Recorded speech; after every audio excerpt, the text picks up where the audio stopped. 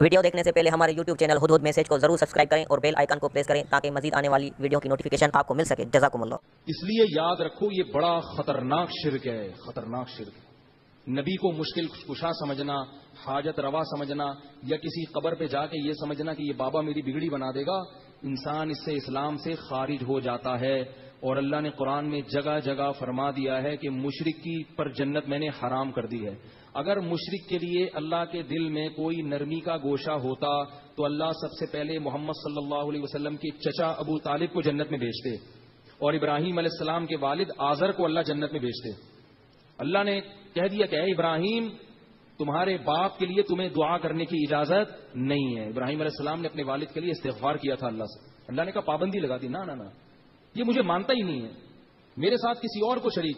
یہ نہیں ہوتا کہ اللہ کی نفی کر رہے ہیں، نہ اللہ کو بھی مانتے ہیں لیکن ساتھ ساتھ دوسروں کو بھی. اللہ کہتے ہیں یہ مجھے قبول نہیں ہے. یہ بڑا غیرت کا معاملہ ہے اللہ کا. یہ بالکل ایسے ہے جیسے کوئی عورت اپنے شوہر کو کہے کہ میں آپ سے بھی محبت کروں گی جیسے شوہر سے کی جاتی ہے. اور وہ جو کلیم بھائی ہے نا، یہ وسیم بھائی محلے میں، وہ بھی مجھے ایسے ہی لگتے ہیں جیسے میرے شوہر ہوں. تو غیرت مند آدمی کیا کہے گا؟ طلاق دے کے بولے گا جب اسی سے شادی کر لے بھائی تو جا کے. کیا خیال ہے؟ یہ مسئلہ غیرت کا ہے. اس میں اللہ تعالیٰ نے مغفرت کا آپشن نہیں رکھا. اس میں اللہ تعالیٰ نے یہ بتایا کہ یہ میری غیرت کا معاملہ ہے. اور قرآن میں آتا ہے کہ جب یہ لوگ جہنم کی آگ میں جلیں گے تو اللہ کہیں گے کہ جیسے تم مدد کے لیے دنیا میں دوسروں کو پکارا کرتے تھے تو آج اس آگ سے بچنے کے لیے بھی انہی کو پکارو. آج بھی یہاں یا رسول اللہ مدد کا ہو، یا غوث آدم مدد کا ہو، جب بتوں کے سامنے بت بھی انہی کے ساتھ پھینک دیے جائیں گے اس آگ میں، ان کو بھی ایندھن بنا کے جلایا جائے. توحید کا معاملہ بڑا حساس ہے، یاد رکھو بڑا حساس.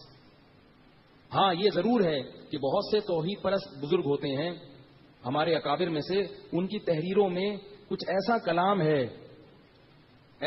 ہے جس میں ان کی نیت شرک کی نہیں تھی، لیکن الفاظ میں احتیاط سے کام نہیں لیا گیا، لہذا لوگ ان پہ کفر کے فتوے لگا دیتے ہیں. تو اس طرح سے کسی پہ کفر کا فتویٰ نہ لگاؤ. اس لیے ایک نیا موضوع ہے، اس پر میں پہلے کئی دفعہ بیان کر چکا ہوں. اگر میں اس پر آیا نا تو بہت لمبی بات ہو جائے گی. تو اس لیے ہم لوگ کسی کو کافر قرار دینے میں بہت احتیاط سے کام لیتے ہیں. یہ علماء کا نظریہ ہے. اب مثال کے طور پر ایک آدمی کسی کو کہتا ہے یہ مشکل کشا ہے. اب یہ لفظ تو شرکی ہے، مشکل کشا تو صرف کون ہے؟ اللہ. لیکن ہم اس سے پوچھتے ہیں کہ مشکل کشا کا مطلب کیا تھا؟ وہ کہتے ہیں میرا مطلب یہ ہے کہ جب بھی مجھے کوئی پیسوں کی ضرورت پڑتی ہے مجھے پیسے لا کے دے دیتا ہے. میری بائک پنچر ہوتی ہے تو میری بائک پنچر لگوا کے آ جاتا ہے. تو یہ میری مشکلوں کیا کر رہا ہے؟ دور کر رہا ہے. یہ تو پھر شرک نہ ہوا نا. بعض دفعہ ہمارے اکابر نے اہل اللہ کو اس معنی میں مشکل کشا کہا ہے، حقیقی معنی میں مشکل کشا نہیں کہا. لہذا بعض لوگ کیا کرتے ہیں، ہمارے اکابر کی کتابوں سے ایسے مبہم الفاظ نکال کے ان پہ کفر کے فتوے لگاتے رہتے ہیں، جبکہ ان کی پوری زندگیاں توحید کی اشاعت میں اور توحید کی پرچار میں گزر گئیں. تو اس لیے اس میں اعتدال سے کام لینا ضروری ہے. یہ نہیں ہے کہ ایک صاحب نے مجھے کہا، یہ چھوٹا سا قصہ سنا کے میں آگے جاتا ہوں تاکہ شرک کا اصل مفہوم سمجھ میں آئے. اچھا یہ بھی یاد رکھو، یہ جو مشرک لوگ ہیں یہ پتہ ہے کیا کہتے ہیں؟ کہتے ہیں جب رسول سے مدد مانگنا شرک ہے تو پولیس سے مدد مانگنا شرک کیوں نہیں ہے؟ بات آ رہی ہے سمجھ میں؟ کہہ رہے ہیں جب تم ہیلپ لائن پہ فون کرتے ہو، ہیلپ کا مطلب تو مدد ہے نا. پولیس سے مدد مانگتے ہو، بیمار ہو جاتے ہو تو ڈاکٹر سے مدد مانگتے ہو.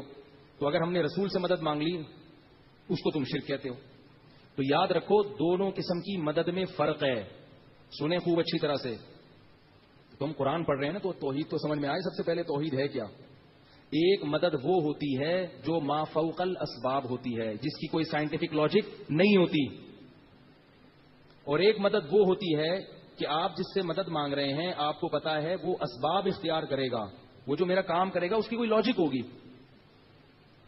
آئی بات سمجھ میں؟ اس کی مثال ایسے ہے، میں آپ سے مدد مانگتا ہوں کہ یار بھائی ایسا ہے کہ مجھے پیاس لگ رہی ہے، مجھے پانی پلاؤ، میری مدد کرو.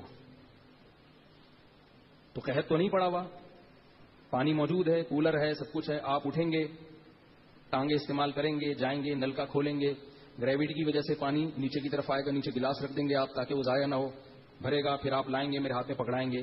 تو یہ سارے کام ایسے ہیں جن کی کوئی لاجک ہے. آپ اٹھیں اس لیے کہ اس کی لاجک ہے، آپ کے اندر توانائی ہے، تبھی تو اٹھیں. کیا خیال ہے؟ لیکن یہی معاملہ ایسے ہو گیا کہ صحرا میں ہے اور پانی کا نام و نشان ختم. نہیں آ رہی بات سمجھ میں؟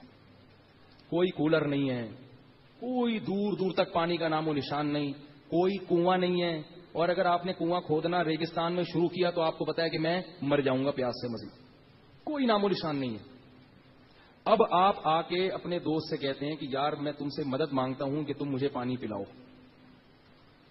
اب اس کے دو مطلب ہوں گے. ایک مطلب تو یہ کہ تم نے کہیں چھپا کے رکھا ہوا ہے بیٹا، یا تمہارے پاس موبائل فون ہے تم فون کر کے منگواؤ. اگر یہ مطلب ہے پھر تو ٹھیک ہے، چھپایا پانی ہے تو پلا دو. اور اگر یہ مطلب نہیں ہے تو پھر اس کا مطلب کیا ہے؟ غیب سے سامان پیدا کرو. بس نہیں آ رہی بات؟ کچھ بھی نہیں ہے، بس چھو منتر کرو پانی آ جائے.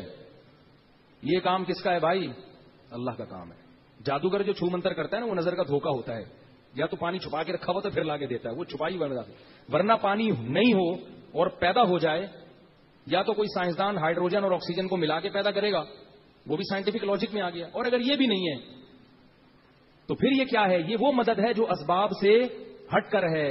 یہ کام صرف کون کر سکتا ہے؟ اللہ.